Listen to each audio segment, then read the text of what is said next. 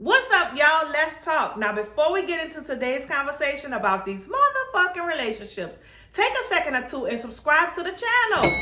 Now, if you're here because you're already subscribed, just hit like.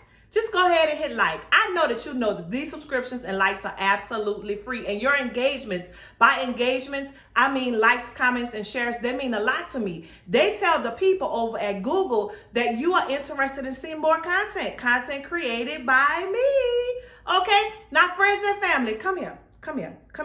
Can we talk for a minute?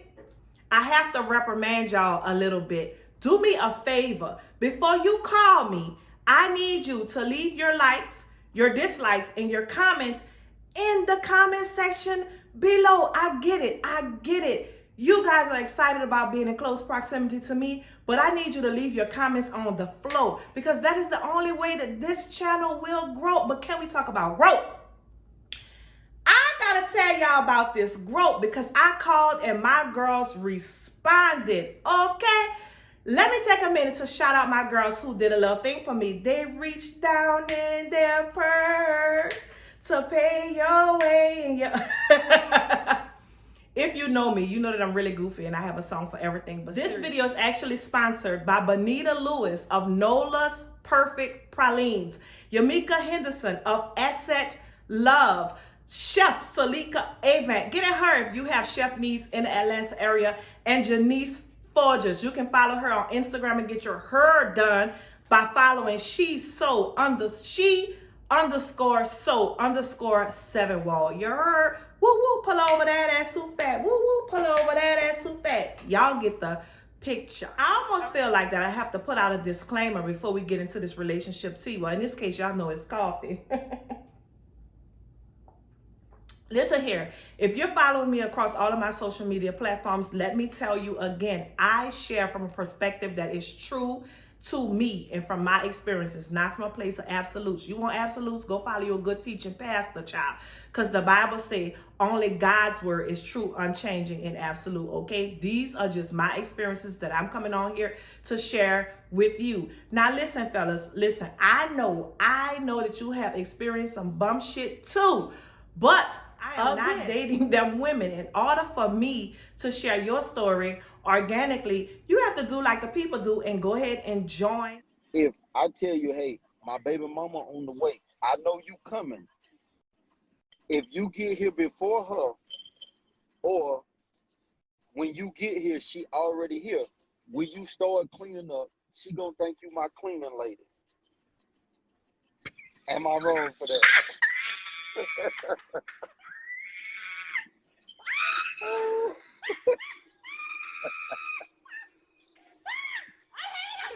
We can do that. Trust me, I've tried a few times to deliver a conversation that someone asked me to deliver, and it just didn't feel authentic to me. So let me just say, I'd rather not do that. All right, I'd rather not do that. Today is going to be straight up a little different. We're going to share a story time about the time I dated a homeless man and his dog. Okay, I dated a homeless man and his dog. Keep in mind, I do not share stories here that are relatively new. So most times, by the time I make it to the YouTube channel, these experiences are well past 1 year or 2 years ago. I'm fully healed and I'm in a position where I can share and not be emotional about it. All right. So let me tell y'all what happened. For real. Let me tell y'all what happened. It was, I want to say it was early July 2019. I was taking kickboxing on Saturday mornings. So I had went kickboxing Saturday morning. After kickboxing, that's when I started my Aldi routine. So after kickboxing, I would go to the grocery store and do a bit of my shopping. I was still shopping and I went into a Family Dollar to get those aluminum pans because I had planned to barbecue. Now, if you was following me during this time, you know that I was staying in my son's little apartment. So I went to get metal pans to barbecue right across the street from my son's little apartment. So I'm looking beat up, literally. I just got beat up. I just got my ass kicked, literally. So I walked into this Family Dollar to get these aluminum pans, and in walked this guy. Now, I told y'all what my type was before. I don't even think that I looked up and looked at his face. All I saw was shorts and bow legs. That's all I saw. Don't kill me. That's what I saw. So I looked. And I know that I have these eyes, child. I know these eyes get me in trouble so much. It don't even be my fault. I promise y'all, they got a mind of their own. But anyway, so I looked at the guy, he looked at me, the cashier called it, and she immediately gave me a pen. And I was like, you know what? I don't normally meet people out just random like this, and I look beat up, literally. So this guy must really be, liking me. So we exchanged numbers, and that was that. I left. So by the time I made it across the street to my son's apartment, I am getting out the car with my groceries and things. And he literally walks up to the driver's side door with this little dog, walking the dog. And I looked at him and I say to myself, this must be meant. Who would have thought that you lived in this apartment complex? Who would have thought that? So I'm like, oh, hey, whatever. So that sped up the whole, can I take you out tonight? Can I take you out tonight? So I was like, oh, you live over here? He said, no, my friend live over here. I'm like, oh, okay. He was taking his dog out to walk or whatever. I won't tell you his name, but I'll tell you that his dog name was Kinsley. The dog name was Kinsley. So he asked, can he take me out that night? Remember, it was Saturday night. So I'm like, oh yeah, I'm super excited. So I get ready. We go out on our first little date, and it was something just quaint and cute. There is a restaurant with a secret wine lounge over in Austell. I had never experienced anything like that. I'm like, oh, this is so cool. It felt very upscale. I'm like, oh, he must be about something. He know about all these places. If you know me, I don't know nothing. I don't know where nothing is, child. Nothing socially. That's not my thing. On that date, he explained that he was a school teacher, and he was happy that he had met me at this time because he was preparing for the new school year to ramp up, and he probably wouldn't have a lot of time to date and things like that over the weekend because it's a bit of a rigorous situation to prepare to go back into the classroom. Immediately, I was like, oh man, in my head, I was like, oh, I have a bunch of educators in my family, and I know they'd be a little kooky around, the beginning and the end of school. They definitely do. They'd be a little kooky. So I understood that. I'm like, oh, okay. And the date was really cute. It was a really upscale place. Now, this should have been red flag number one. I don't think we had dinner. I think we went straight to the wine cellar in the restaurant. We left that restaurant, the night was still early, and then we went to a bar, like a local bar in the Marietta area that is known for just getting you hammered. Okay, if you ever been to Doc's, if you've been to Doc's, comment below. Doc's don't got anything good over there. You ain't going over there for the good food. You're not going over there for the good atmosphere because it's smoky. You going over there to get. I remember him being very flirty, and what I remember in that moment was he maybe mentioned future things, like, what would happen if we were to get engaged. And I remember him putting his hand on the small of my back and like showing physical interest, and that, if, like, I'm a person of touch, so that really, like, my antennas went up, and I was like, oh, he must really like me, type of thing. The date ended. I went back home. He went wherever he went. We began to talk on the phone regularly. And from this week to the next week, by the middle of the week, he had another weekend date planned. Hey, do you want to hang out on Friday? And I'm like, yeah, I want to hang out. I want to hang out on Friday. So the next Friday came, and again, we probably went straight to Doc's at this point.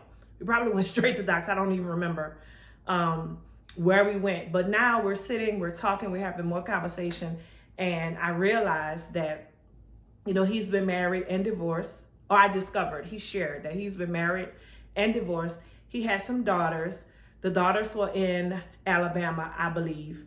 And, he was a single guy out here being a bachelor, just him and his little puppy, Kingsley.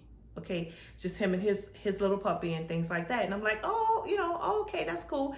And that he's an educator, and he's been an educator for 10,000 years. I'm like, oh, that's really cool. So in my mind, I'm like, finally, I've met somebody who's stable, somebody who, understand what it is to have a family. My God, he has a dog, like, like somebody who's nurturing and caring in my head. Now, this is only in my head. I had made this assessment in a week. Forgive me. Okay, forgive me. So we leave Docks. The night is over. We leave Docks and we get in a car. And I didn't ask like, oh, what are we doing next? I didn't ask like if the date is over, if you're taking me home. I didn't ask because he got in the car with intention and just started driving like we're going to the next place, and I'm like, whatever, we can go to the next place, honey. Old boy pulled into a hotel, right? So when he pulled into the hotel, I was looking at him like,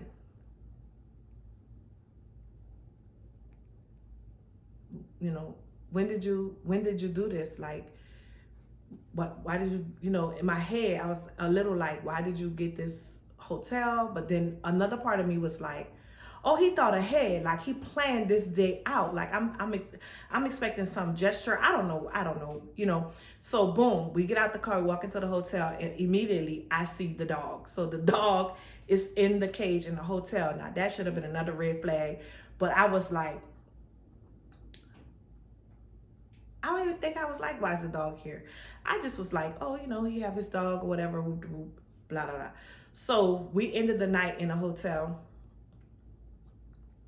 Very interesting, very interesting. Let me just tell y'all this.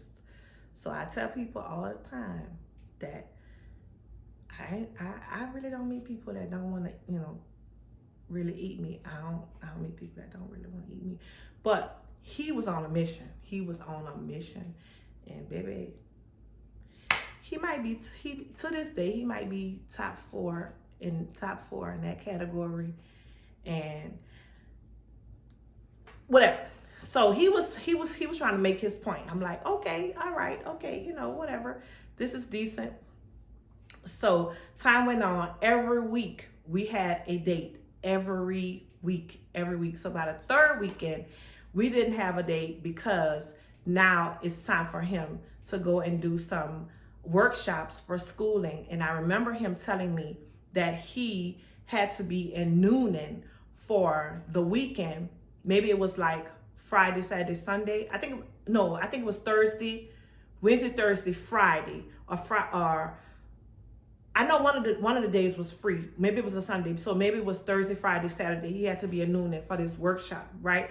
So I told my homegirl, I was like, I think he really liked me, and I might need to be a little different, move a little different in this relationship building, and I'm gonna put myself out there because I'm really not, I'm a little rigid.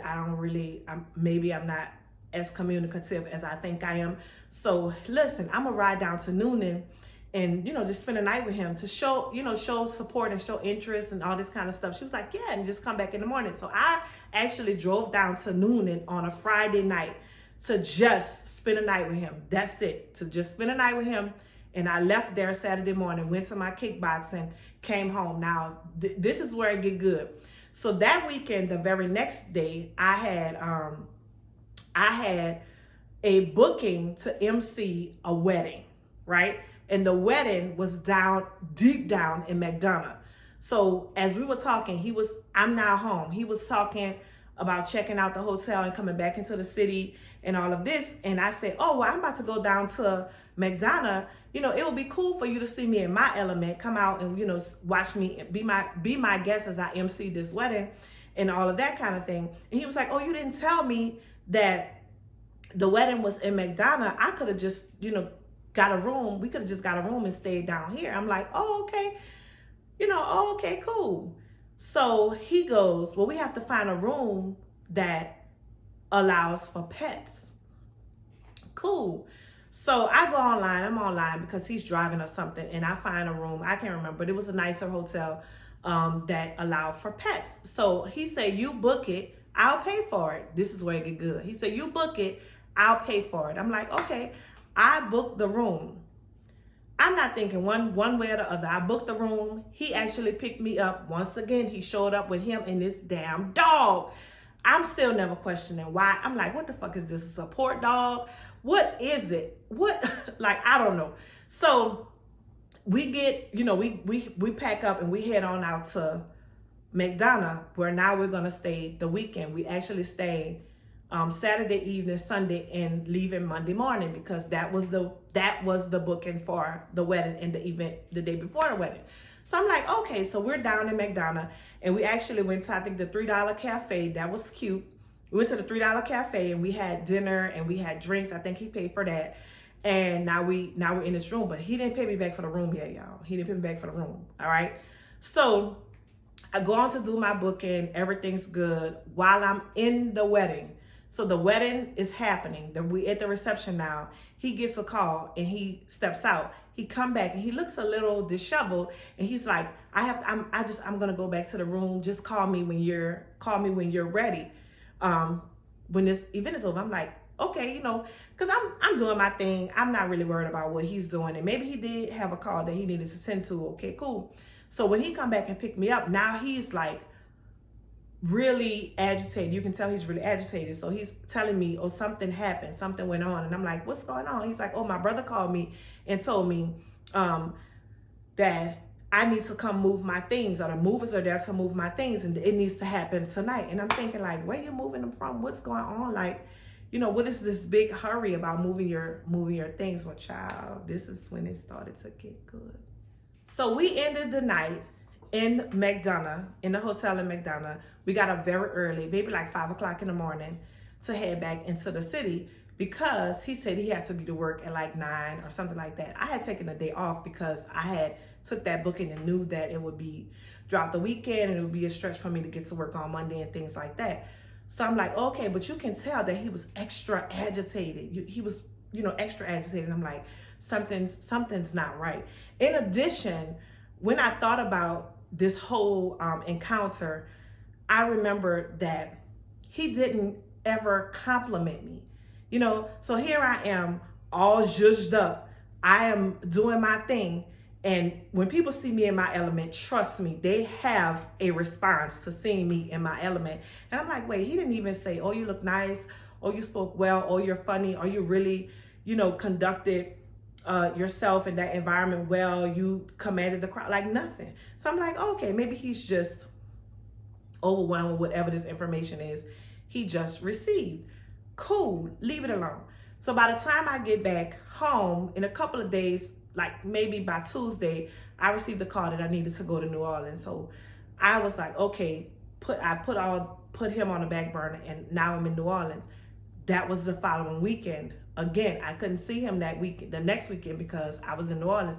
So I texted him. I said, hey, when you get a minute, go ahead and send me that money back from the room, because he said that he was going to pay for that, because I would have just stayed home and traveled to McDonough. Okay, so he said he was gonna pay for that. I'm like, okay, keep in mind the money never came. So every day while I was in New Orleans for about 4 days, it was, I'm gonna send it tomorrow, or I'm gonna send it the next day. I'm gonna send it to where it never came. So I'm like, at this point, I am doing my thing with my family. I'm like, don't worry about it, Joy. This man is clearly like, he has a job. He's gainfully employed. He's okay. He's this, family guy. I mean, he has a dog. He's responsible. I'll get this money back, right? And in my head, I'm like, this is all part of relationship, because I'm like, oh, in relationship, you kind of share resources, you give, you give and take resources. In my head. Don't kill me, y'all. In my head. So I get back to Atlanta, and the next weekend comes, right? So the next weekend comes, and it's kind of the same routine, but by this weekend, he is stressed, and he shares with me that the car that he had been driving is actually a rental, and he's been re-renting this car, like doing this extended rentals, and his brother has been helping him, his cousin has been helping him, and the rental car people is saying that they need their money, and he has cash. He went to pick up money from a friend or a brother or somebody that worked at Walmart. He needs to deposit this cash. So he's asking me, can he give me the cash and not deposit it into my bank, and I book the rental, extend this rental on my debit card? I'm like, ain't no way. Ain't no way, Jesus. I'm like, okay, now it's all sinking in. I'm like, where you been staying? He's actually been staying at this hotel. He's been paying hotel fees. He's been paying rental car fees. He's been extending this rental. And he's been walking around life with this dog because there's nowhere else to take this dog. I promise y'all. We went on a date every Friday and Saturday night for about 4 weekends until I really realized, like, I'm dating this man and his dog, and both of them is homeless. Okay? It gets better or worse. Now I'm looking at him like, how did you get, you like 47 years old, how did you get in this situation? Like, how did you get here in my mind, right? So one day we went to actually, you know, he still wanted to hang out, have sex. He still wanted to have sex. And I ain't gonna lie, I was, my God, I was fucking a homeless man. That's neither here nor there. So now this particular night, he comes to pick me up. I go stay at the hotel with him and his dog. And it's time for me to start shopping for my best friend's wedding. So because we're in the Marietta area, I had called around. The girls had sent where to get the shoes from. So I'm like, oh, okay, we can go get the shoes. We can go to lunch and this and that and third. Now, the rubber done hit the road. So I stayed the night with him. We got up in the morning. We went into, what's it called? Like Phipps area, Buckhead area, Lenox Mall area, whatever that plaza is over there, to get the bridesmaid shoes, right? Now, if you know me, like a day out shopping, it's like a day out. You go shopping, you get your coffee, you go have lunch. And I'm like, oh, okay. And again, I'm all about reciprocity. So now I'm paying for the lunches, right? And that's cool. It's cool. So I'm paying for the lunches. So at this particular lunch, I think we ended up at Hooters because it's all in the, you know, in between the Cobb and the Buckhead area. So we ended up at Hooters, and I'm watching him killing these drinks, like killing the drinks, chasing them with beers and all this kind of stuff. And I'm like, oh, he's an alcoholic. So I challenged him. I said, do you drink a lot? You know, like, cause I'm trying to figure out, how did you get here? Like, this man said he go to work. He's a school teacher. He's been married and divorced. The children are grown. Like, how did you get in this situation? Like, how did you get here? So he was like, no, I think an alcoholic is when you sloppy drunk and you can't, you know, function and you get angry. And I'm like, no, alcoholic is this. It's all it is. It's all it is. It's all it is. By now, I done completely checked out, but I want my money, right? Because remember, he still hasn't paid me for this hotel. And I'm like, when am I gonna get my money? When am I gonna get my money? And every weekend, he still wanna go somewhere. So I'm like, oh, okay. By now, he done came up with a situation to resolve the transportation part, but he is full out homeless. Now he is hotel jumping. He's spending nights at the friend house and live in an apartment complex where my son is. I think at some point he went to stay with a friend and they gave him some type of, you know, parameters about the dog. Because baby, let me say something. He had that dog with him everywhere he went, okay? But he went to buy a little car. He was like, oh, I need this car because school done started, and he worked at a school way out in Johns Creek, right? Now, remember, he told me he was an educator. So I'm like, oh, okay. And I think I even went to that school with him to pick up something or to do something like right before school started. So I'm like, okay, he's an educator. Like, I'm picking him up from his job. Like, this must be real. Like, he must be working here. Child, hindsight, that man might have been a janitor. That's neither here nor there, because I gave me a janitor, you know. But I don't know. To this day, I don't know. So now I'm like, okay, he still want to hang out. So I'm like, oh, okay. But we're talking more. And I'm asking, like, I don't really, you know, I say, you know what? I think you drink too much. And, you know, what's up? Like, you don't, we go out. I get all like this. You don't compliment me. Like, what's up? He's like, no, you know, I get a unique compliments, and I'm just adding everything up in my head. Like, Joy, maybe this guy's not really into you, and maybe he like the convenience of being with somebody and, you know, going out and do things and, you know, stuff like that. So one Sunday I said, well, let's go to brunch. Let's go to brunch. Child, this man was so broke, okay? This man was so broke, and it was so, like, it had became so heavy. Before we get seated at the restaurant, I just gave him my debit card. I was like, I just gave him my debit card. I'm like, look, this must make you feel the type of way, you know, when the waitress or the waiter come back and give the young lady the check, and you look at me, I'm like, okay, just give him the debit card. He could get the people the card. At this point, I'm like, Joy, you done reached the lowest of low. Like, child, your expectations are on the floor. Okay, they're on the floor.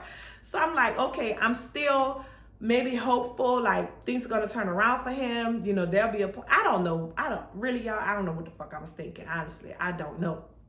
So more time went on, and this was the final straw. Okay. Wherever he was staying, they told him today was the last day. He had to absolutely go. Like, he had to absolutely go. And he didn't have any money. So he called me and he said, I need to rent this room for a couple of days. I don't have any money. Can you cash at me to pay for this room? And I'm like, I'm not cash apping him, but I'll come and pay for the room. I went there, paid for the room, and he's to pay me back. Now, he never paid me back for the hotel at McDonough, but he's in a stretch. And I paid for his room for, I don't know how many days, like a few days or whatever. Maybe it was like $300 or something like that. It was like $150 and then $150. And now I'm looking at him with the side eye, and I'm still looking at me with the side eye like, bitch, what is you doing? You know, and I'm on the fence, like, am I being compassionate or am I being a fool? At this point, I don't know. But another week or two went by. Now my life is transitioning, you know, and I'm moving, or so I thought. So I don't really have time, like, to catch up with him. School done started. He said that he was a school teacher. So school done started. We haven't really talked or communicated. And I'm like, where my money? Now it's about $500+. Where is my money? Where my money? I still didn't get this money. I'm like, you know what? I have to press on. At some point, I texted him and was like, hey, when you get a chance, I need you to send me my money. Child, that text message came back undelivered. I was like, I know you fucking lying.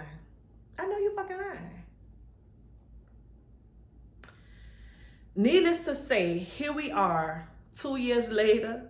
Is it 2 or 3 years? I don't know. 2019, 2022, 19, 20, 21. A lot of years later, I still didn't get my money. Okay? But I figured this story was important to tell because so many people have assumptions about what I've been through because of how I share across social media platforms. Let me tell y'all something. I am not sharing this story because I have not dated well. I've actually dated well. But there was a shift in the atmosphere from 2019 on. And I promise y'all, what you think women are encountering out here in these dating streets, particularly in Atlanta, it ain't it, sis. There are so many scammers and relationship scammers that it is unbelievable. It is totally and completely unbelievable. If y'all go ahead and subscribe to the channel, I'll tell y'all about the time that I was dating another homeless guy who told me that he had got a lady pregnant who he never had sex with. Child, now that's some tea.